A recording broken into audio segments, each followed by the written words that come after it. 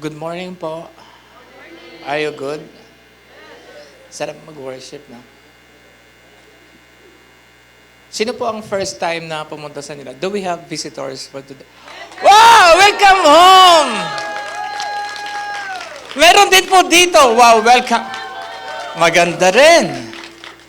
Salamat po. Welcome to New Life. How about second timer? Meron po tayong second timer? Oh, magkatabi lang. Mag-asawa. Akala ko mag-sweetheart. Thank you so much, sir. Meron po tayong third timer. Fourth timer. Oh, meron fourth timer doon. Sandali. Randy, no? Randy, no? Okay. So magandang umaga po. Welcome to your church. Are you good? Ang bilis ng araw, no? Ngayon po ay last Sunday na po ng buwan ng January. Dahil last Sunday na ngayon, next month ay February. Araw ng 2025. Hindi, joke lang. So this is now my third week, third Sunday. We are talking, we've been seeing from the Bible how Jesus go after the one. At yung ating pong nagdaang 2 linggo, tama, second, 3 Sundays ago, kasi third Sunday na po ngayon, yung pong nakalipas na mga linggos na pinag-usapan po natin. Pinag-usapan po natin yung demon-possessed na pinagaling ni Jesus, yung anak ni Jairus na nasa bingit na ng kamatayan. In fact, technically, she died. But Jesus go after her and she was resurrected back again to life. Yung woman na nagdudugo for 12 years, pinagaling din po ni Jesus. Lahat po yan andun po sa Facebook. Sino po nagpe-Facebook sa inyo? Patingin ako ng kamay. Okay, totoo yan. Yung iba nga sa inyo, 3, 4 ang account eh. Pag nasa Facebook po kayo, paki-like naman po ating New Life Taguig at pwede po niyong i-share yung mga broadcast. Pagpasensyahan nyo na lang kasi ito lagi nakikita ang pagmumukha. Pero pogi daw to sabi ng nanay ko. Pero honestly, i-share po natin yung broadcast natin kasi nga, you never know kung sino po sa mga kaibigan ninyo na hindi naman namin kaibigan ang nangangailangan ng word. So, paki-share. Pero bago nyo po i-share, paki-like nyo po muna New Life Taguig. Okay. So nakita mo si blind Bartimaeus na dinaanan lang ni Jesus. He was healed of his blindness. Tapos pinag-usapan din po natin nung nakaraang linggo na kalooban ng God na ikaw ay gumaling. Di ba? Sabi nung leper, Lord, if you are willing, you can make me clean. Sabi ni Jesus, I am willing. Minsan, kinakailangan i-undo sa ating kaisipan na hindi, kalooban ng Lord na gumaling ako. In fact, siya nga nagbigay sa akin ng karamdaman. Guys, if that is what you believe, let me say it bluntly, that's wrong. Hindi po ang Lord nagbibigay ng karamdaman. Kasi wala po siyang sakit, di ba? Hindi mo pwedeng ibigay ang wala ka. Ano lang, meron si God, the healing. John chapter 10 verse 10, He came to seek, to give you life and more abundantly. John chapter 10 verse 10. So it is God's will for us to be healed. Yes, we can also receive forgiveness. When we knew that we are forgiven, healing is also parallel to forgiveness. So if you know that you are forgiven, you can also receive your healing. Tapos even the religious leaders, pinuntahan po ni Jesus. He went direct to the synagogue na intentional po talaga si Lord. So hindi ibig sabihin na you are coming to the church ay biyaheng langit ka na po. Hindi po. Hindi po lahat ng taong pumupunta sa simbahan ay biyaheng langit. Yung iba ho, pumupunta lang doon kasi naghahanap ng mga pogi at magaganda. Church cannot change us, but word, His word that is being preached in the church, that could change you. Why? Because even before Jesus came to flesh, even before He was born, more than 2,000 years ago, there are so many churches na po. thousands, hundreds of thousands maybe, church are already existing that time. So if church is right, bakit pa si Jesus pupunta? Di ba? So, yan. Even to the religious leaders, Jesus go after them. The public servants, Jesus went after them. And so on and so forth. Ang dami pong, pagka binasa po ninyo yung Matthew, Mark, Luke, John, ang dami pong mga illustrations doon wherein Jesus intentionally go after the one. Ultimo yung mga Pharisees, mga religious leaders, pinuntahan po talaga ni Jesus yun. Bakit? Gusto niya iligtas eh. And ngayon naman po, we will go in a different direction. But somehow, it's still connected how Jesus went after the one. Are you okay? Okay, sige. Please go with me sa chapter 10 ng Mark, verse 17. Now, as Jesus was going out on the road, one came running, knelt before him, and asked him, "Good teacher, what shall I do that I may inherit eternal life?" Ang ganda ng question, no? Isang young ruler, pumunta kay Jesus, wag niyo pong kaligtaan na ang question ng young ruler na to. He went to Jesus. He came running, knelt down, and asked Jesus, "Good teacher, ano pong gagawin ko that I may inherit eternal life? What shall I do that I may inherit eternal life?" That is his question. As if yun yung quest ng kanyang buhay, he was seeking for eternal life. Kasi siyempre, alam naman natin kasi nakasulat na to. Itong rich young ruler, madami siyang ganyan, pero hindi niya alam ang eternal life. Pero for the sake of discussion, sabi ni Jesus, "Why do you call me good? No one is good, but one, that is God." So when we say good, only God deserves to be called good. He alone is good. God. You know the commandments, do not commit adultery, blah, blah, blah, blah, blah. Verse 20, and he answered and said to him, "Teacher, all these things I have kept from my youth." Jesus, looking at him, loved him, and said to him, "One thing you lack. Go your way, sell whatever you have, and give to the poor, and you will have treasure in heaven. And come, take up the cross, and follow me." So putulin ko lang po doon, balikan ulit natin yung unang tanong nung rich young ruler.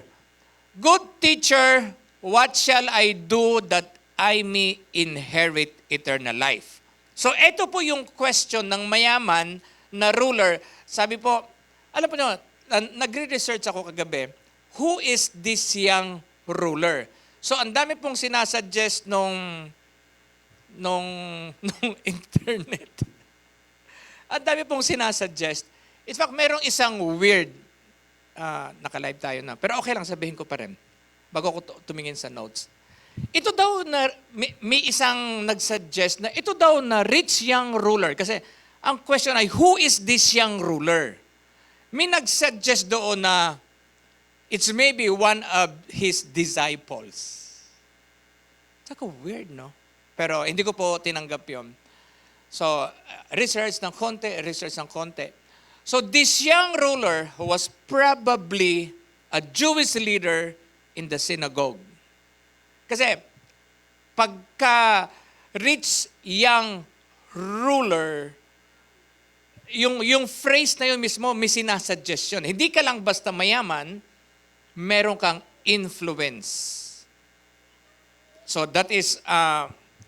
kaya yung probability na he is a Jewish leader in their local synagogue, pwede. Or perhaps doon sa kanilang Sanhedrin, may position yung mama. Bukod sa mayaman siya. Nagets na po yun? But this man, sabi ng Bible, he is rich, and yet he still needs eternal life. Tama ba ang question niya? What shall I do, good teacher, that I may inherit eternal life? So meaning to say, you can have all the money in the world and miss eternal life. So meaning to say, all the money that we could accumulate sa mundong ito, it will not give us eternal life. That is why, naniniwala ako na itong rich young ruler, meron siyang influence at meron siyang finances, and yet he is still seeking na magkaroon siya ng buhay na walang hanggan. Nagets na po yun? So, meaning, hindi ko po sinasabi huwag tayong magtrabaho ha. Magtrabaho po tayo. Magtrabaho, will work not to be rich. Will work kasi that is the right thing.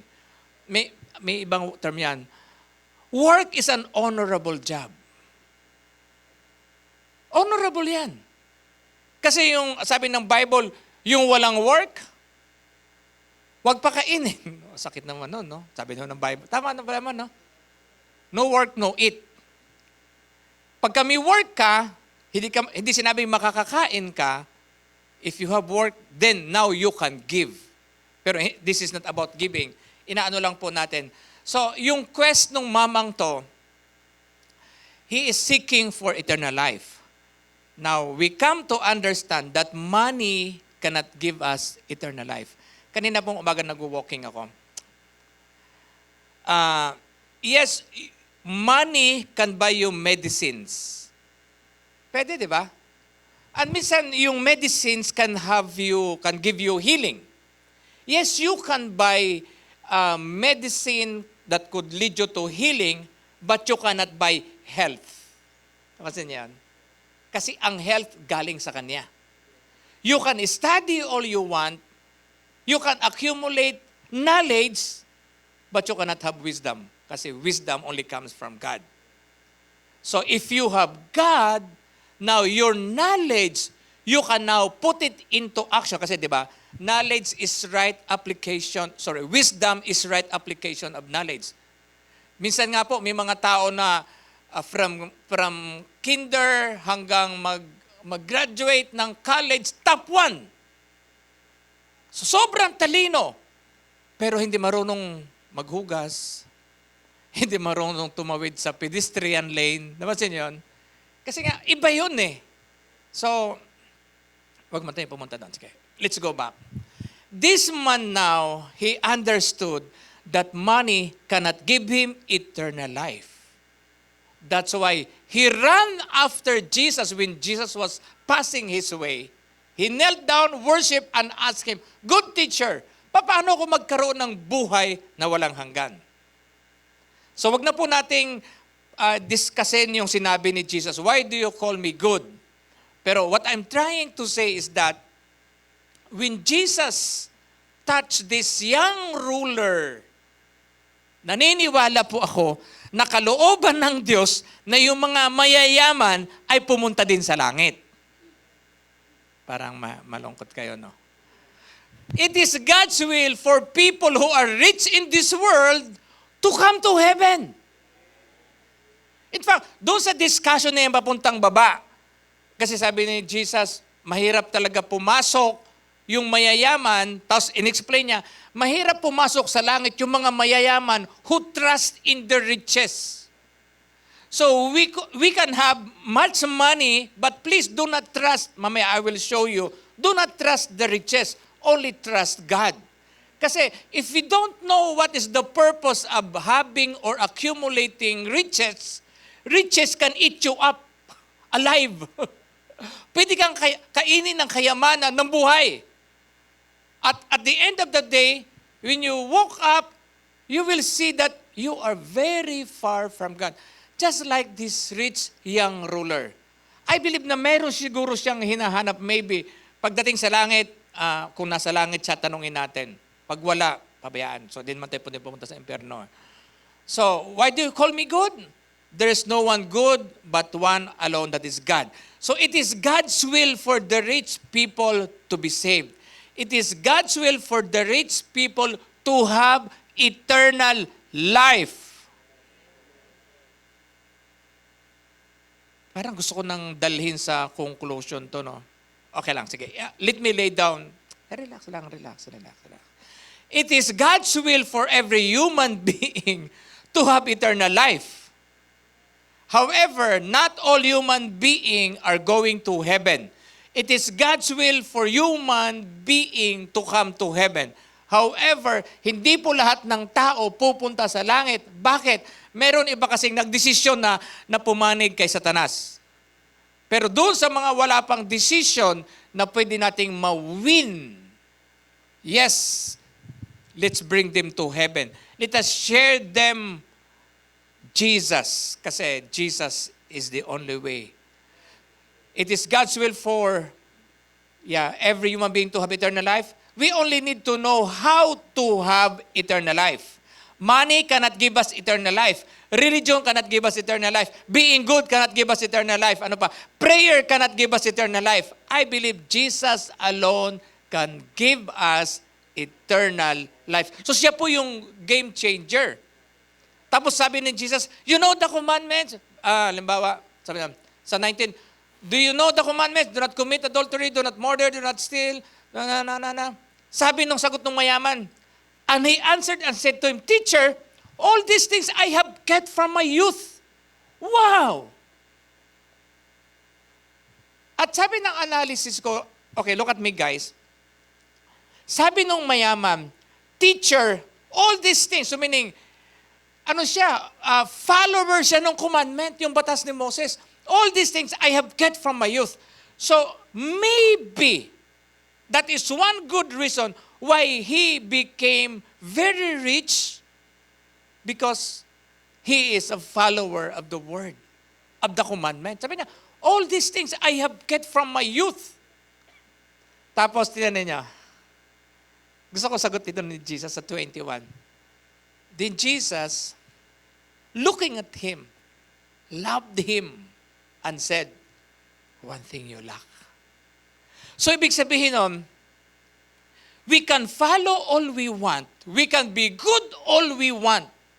We can be religious all we want. But at the end of the day, we still lack one thing. Kasi we need, para ano lang po yan, sabi po ng mga narinig ko, yung mga theologian, ano yung mga theologian? Yung mga tao doon na mahilig, they keep on studying God. Kasi, yan, theologian. They keep on studying and studying God, but never coming to a point of encountering God. Sa atin po, hindi po na pinag-aaralan si God. We need to have encounter. Halimbawa, kung si Brother Arman, kung hindi ko siya kilala, pogi siya. Bata pa naman siya. Ang tindig niya, mukha pa lang siyang 20. Kung magsalita siya, parang 20 anyos din. Kung kumilos siya, 20 din. So matotal, 60 na yon. Hindi ganun eh. You are not studying a person from a distance. Although merong distant learning na sinasabi, no? Parang, long distance love affair. Ano yun? Distant relationship. Hindi po ganun eh. You cannot cultivate a relationship from afar away. Pero kung katabi mo, sa pagtulog, ay, hala, ganun pala siya. Pag natutulog, nakalawit ang digila. Dahil mahal mo siya, no choice. Diba? Kasi mahal mo siya. So itong mama, sabi niya, all these things, Lord, I kept since I was a youth. Minahal siya ni Jesus. Sabi ni Jesus, one thing you lack. Now, let us dive into what Jesus has answered the rich young ruler when he asked him, what shall I do to inherit eternal life? Again, we now settled that it is God's will for rich people to be saved. Kalooban ng God na yung mga mayayaman ay maligtas din. Kalooban ng Lord na yung mga mayayaman makapunta din sa langit. Okay, good. Sabi ni Jesus, go your way, sell whatever you have, and give to the poor, and you will have treasure in heaven. Sadali, wag muna kayong mag-rush in ha. Kasi dami yung tanong eh. Himay-himayin natin. Sabi ni Jesus, one thing you lack. ibenta mo ang lahat ng pagmamay-ari mo at ipamigay mo sa mahihirap, and then you will have treasure in heaven. Ngayon, ang problem po kasi dito is because this young ruler, actually alam naman natin, he walked away because he was very rich. Kaya ang sabi sa bandang huli, mahirap talaga pumasok sa langit yung taong mayaman na pinagtitiwalaan niya yung kayamanan. Kasi may mga tao namang mayayaman na wala silang pakialam sa kayamanan. Ano magagawa ko kung madami akong pera? Halimbawa, pinamana lang sa akin. Diba? Ano magagawa ko? So I only need to cultivate my character so I could handle properly the riches na hindi naman ako magmukhang eng-eng. Na hindi naman ako mukhang sobrang Kasi minsan may mga tao na sobrang hangin. Alam nyo na yun. Parang Air Force lang. Narinig ko yun. Puro lang hangin, walang force. Pero sabi ni Jesus dito, sell whatever you have and give to the poor. Now, himay-himayin natin. Nung sinabi ni Jesus, sell whatever you have and give it to the poor. My question is, why give to the poor? Kasi kinakailangan mong tanongin, bakit sa mahihirap? Although may nakalagay naman sa Bible, yung taong blessed ay lalo pang pinagpapala doon sa parable of talents yun. Pero dahil sinabi ni Jesus na, sell whatever you have and give to the poor. My question is, why to the poor? Bakit sa mahihirap? Ngayon, ang problema pa, isa pa ho dito pa. Why sell whatever you have? Maybe, bago ko po sagutin na, why give to the poor? Maybe, God is showing this man how to accumulate possessions by not following commandments, but having the one thing you lack. Nuggets na po yan. Halimbawa po, may mga tao na disiplinado sa buhay, masipag mag-aral, matino, walang bisyo. Pagdating ng araw, sabihin na natin, kung sa mundo na standard, success. May bahay, may pera, may sasakyan. Basta okay siya. Kasi pinagtsumikapan niya. Pwede naman yon. Pero meron namang tao na yung sa side ni Jesus, sabi niya, one thing you lack.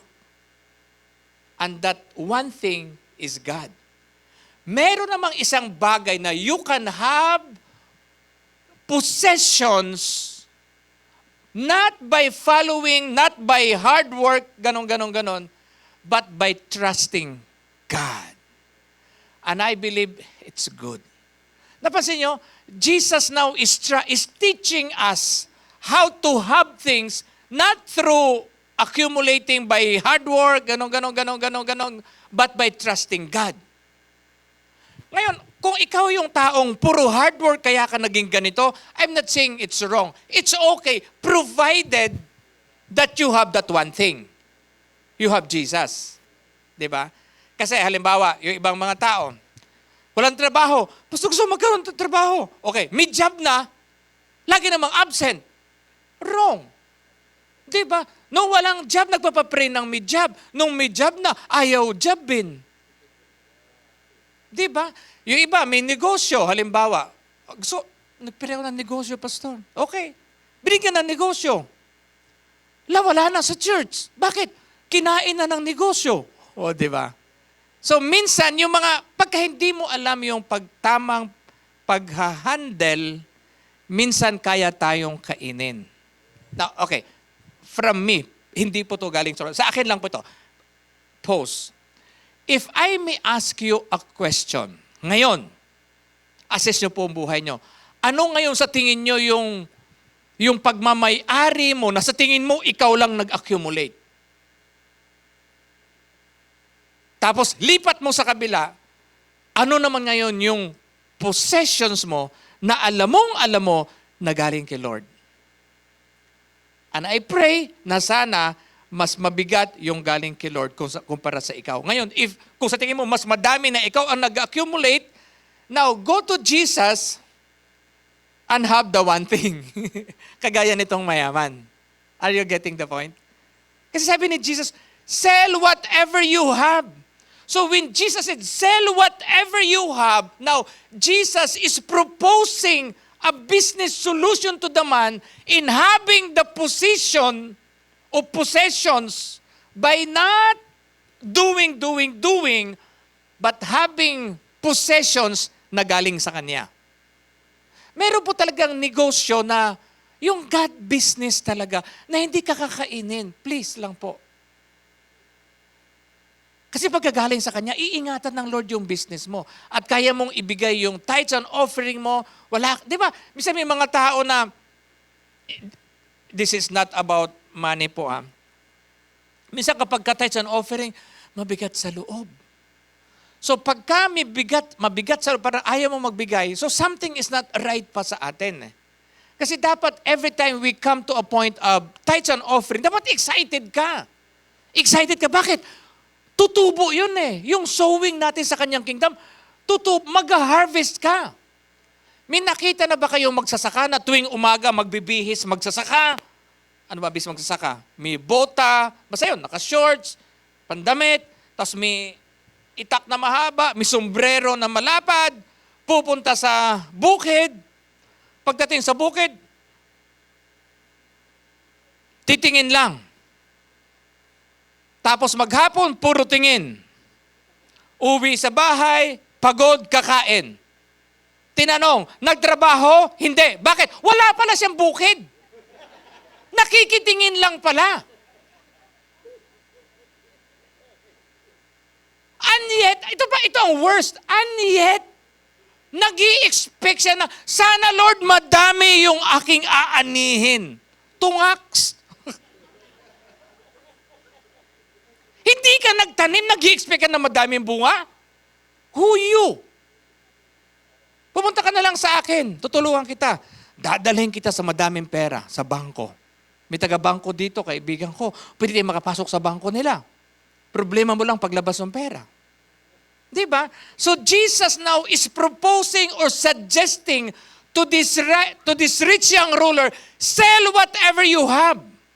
And I believe, guys, Jesus' business proposal is much better than what we have accumulated in the years. Kasi bakit? Puro tayo yun Puro tayo yun. Alam ko, meron tayo ditong isang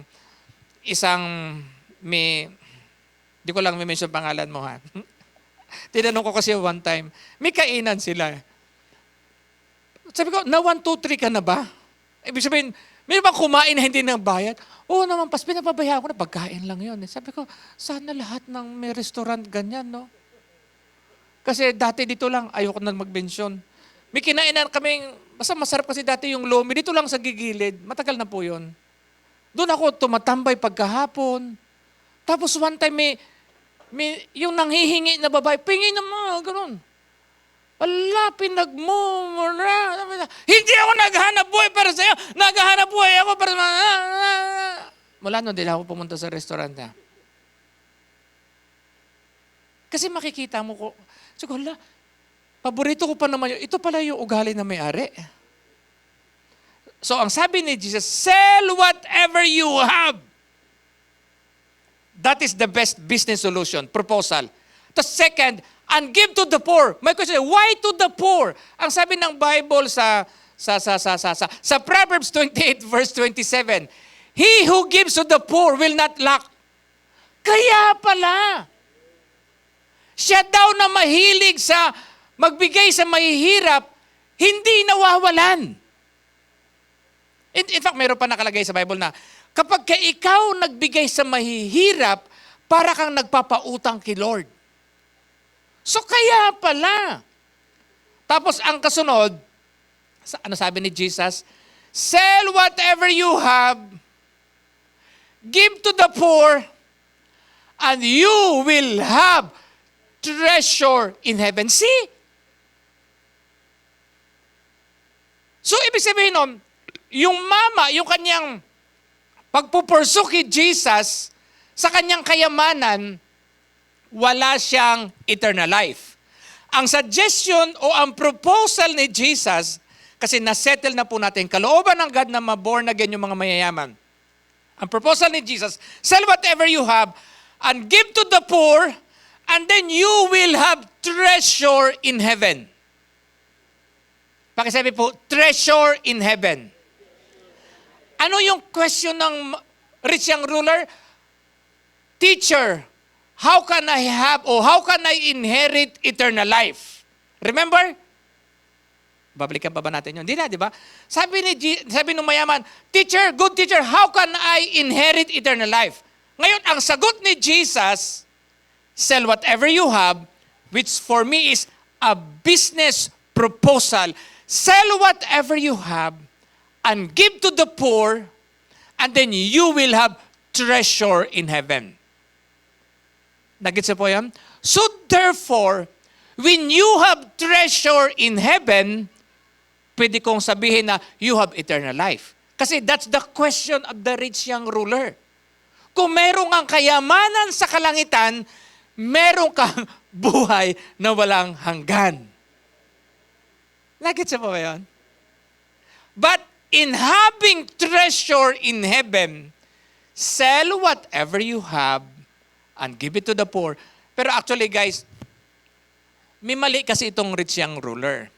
Hindi siya nagtanong. Ang tanong lang niya, paano magkaroon ng mag-inherit ang eternal life?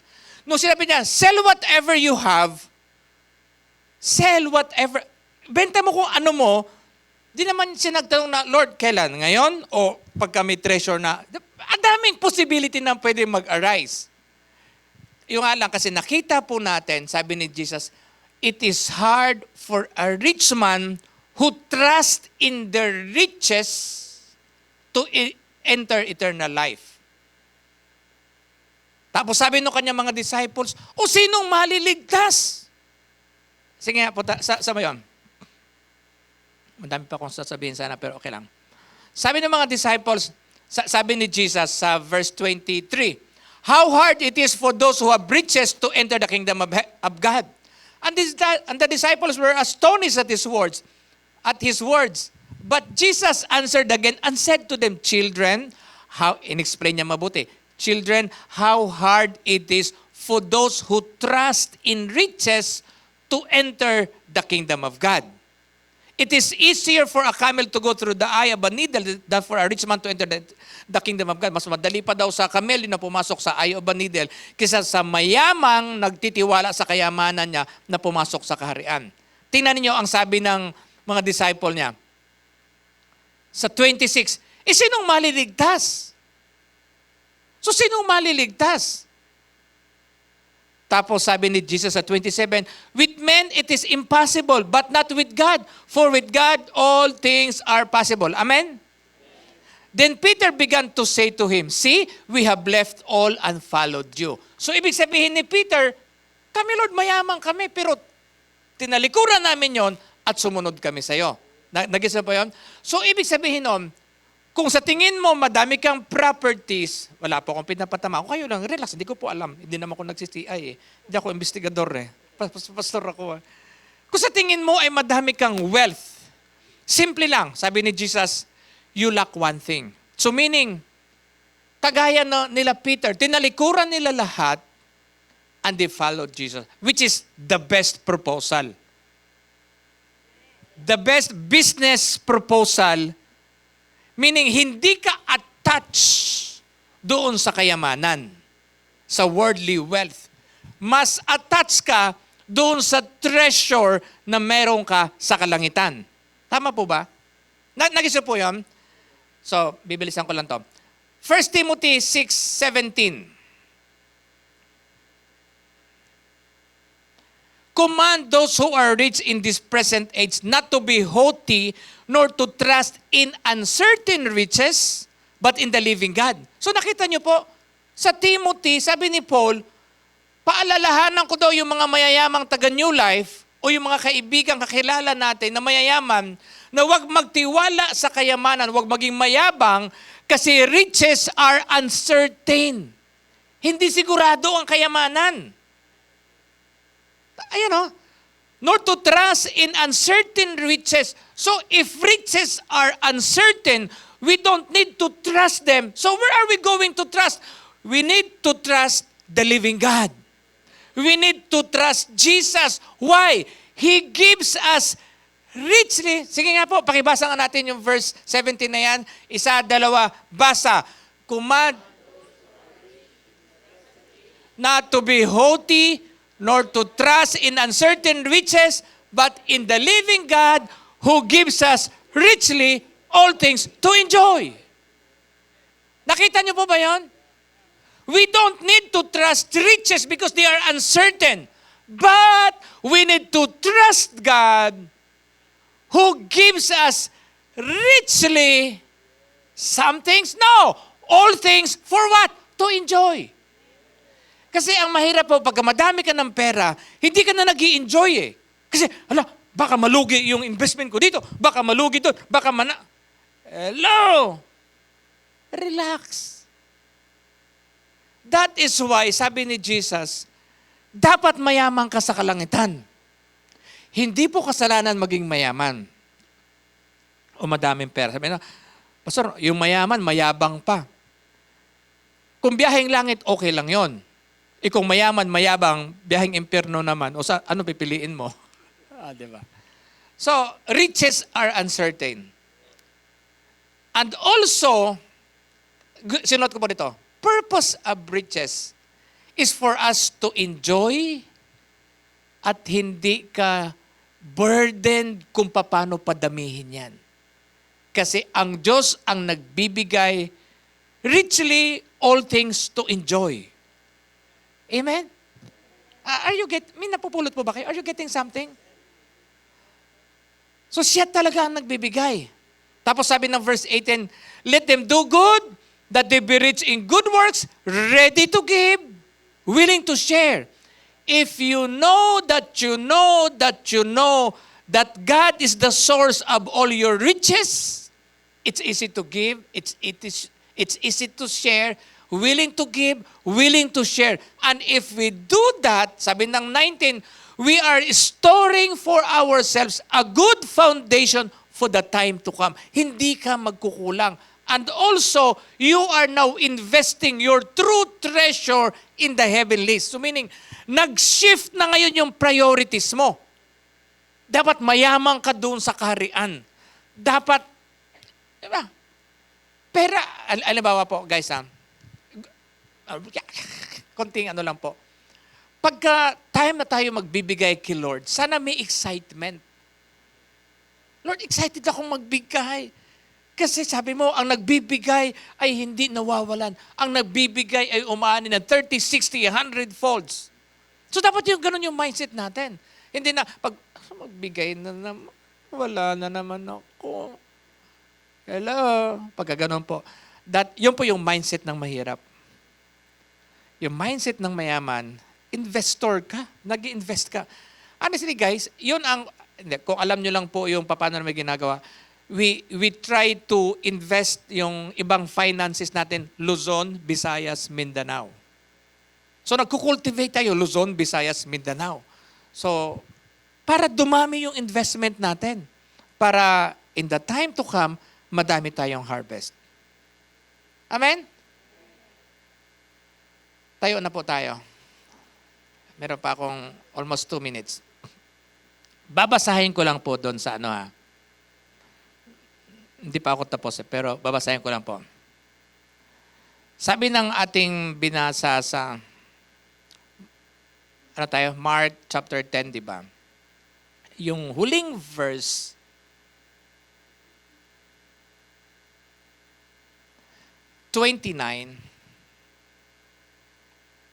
if we found the one thing, sabi ni Jesus. So Jesus, kasi sabi ni Peter, see, we have left all and followed you.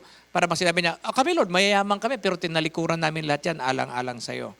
So Jesus answered and said, assuredly I say to you, there is no one who has left house or brothers or sisters or father or mother or wife or children or lands for my sake and the gospels, who shall not receive 100-fold now in this time houses, brothers, sisters, mothers, children, lands, with persecutions, and in the age to come, eternal life. So meaning, pag naintindihan po natin yung kanyang kingdom, sabi ni Jesus, walang sumunod sa akin na hindi nag-harvest ng 100-folds, hindi dun sa langit, now in this time. Hello? Ang guarantee, guys, yung investment natin sa Kanya. Remember, si Jesus, ibig sabihin nun, mahalaga din talaga na maintindihan ng mga mayayaman yung ganitong concept ng kingdom. Kasi if you are a businessman, your mindset is to invest. We are rich, di ba? If you are in Christ, you are rich. Don't you know that you are rich in Christ? The reason why you are rich is that because you are blessed. Why? The blessing makes you rich. So therefore, we are rich. Pero sa atin, no, isa lang yung rich dito. Yung asawa lang ni Sister Sally, rich ang pangalan. Pero tayo, we can have that riches. Why? Because we are blessed. At ang sabi ni Jesus, we will receive 100-fold. Hindi po pag namatay tayo kasi may mga sabi, sige magbigay tayo para sa langit mayaman tayo. Opo, mayaman tayo sabi ng Bible, mayaman tayo sa langit. Magbigay tayo, hindi ka mag-harvest sa langit. Ang harvest mo ay hindi sa langit. Now, in this present time. We need to correct our believing. We need to align our mind. Doon sa sinabi ng Bible, if we found the one thing, we will sow in His kingdom for the sake of the gospel, for the sake of His name, and we shall receive 100-fold now. Sino gusto ng now? Hindi naalala ko po dati, nakatayo na naman kayo. Mga 15 years ago, pagka nakakakita ko ng mga bagong sasakyan, ang may mga ari, ang nagdadrive, mga matatanda na, sabi ko, siguro nag-retire na sila. Sabi ko, Lord, ayoko nun, Lord. Sabi ko, di ba guys, gusto nyo ba ma-enjoy yung kayamanan pagka 80 na kayo? Tara, punta tayo sa Hong Kong, sige. Yung mga sumasakay sa aeroplano na naka-wheelchair, ayoko nun. Oo nga, mauuna silang makasakay sa aeroplano kasi yung mga naka-wheelchair, mga priority sila. Okay, punta, naka-wheelchair eh. Pagbaba, mag-a-announce, yung mga naka-wheelchair, huli na kayo. Siyempre, pagkababa, gusto ko mauna akong bumaba. If we are in His kingdom, we are investing in His kingdom, His guarantee for us is that we shall reap a harvest in this time. Huwag po kayong pumayag na mai-enjoy no yung mga blessing pagka kayo uugod-ugod na. No! Let us change our mindset. Now na! Pwede ba? Lord, now na! Yun ang sabi ng Bible. In this time. Let me close in prayer. Father God, thank you for encounters of your truth. Today, God, thank you that we are being instructed. To you we give back the glory, the praises, the power, and the honor because your word alone is the giver of everything. In your name, Jesus, we pray. Amen. Amen.